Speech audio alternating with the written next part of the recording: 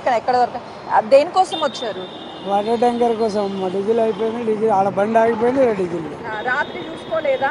రాత్రి నుంచి తిరుగుతున్నాం. రాత్రి 11 గంటలకు క్లోజ్ ఉన్నది. పెట్రోల్ కావాలా డీజిల్ కావాలా? డీజిల్ కావాలి. డీజిల్ కావాలి. పెట్రోల్ దొరుకుతుందా? పెట్రోల్ కూడా దొరకట్లేదు, అన్ని బందే ఉన్నాయి కదా.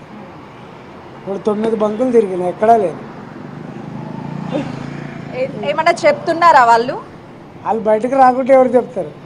గుళ్ళెం పెట్టుకుని బయట లోపల పడుకోరు. అదే పెట్రోల్ డీజిల్కి సంబంధించి షార్టేజ్ మళ్ళీ ఏర్పడింది, మేము ఎలా పెట్రోల్ డీజిల్ తీసుకెళ్ళాలి అని చెప్పేసి వీళ్ళు వాహనదారులు భయపడుతున్నారు. కానీ అటు ప్రభుత్వం ఎలాంటి షార్టేజ్ లేదు అని చెప్తున్నారు.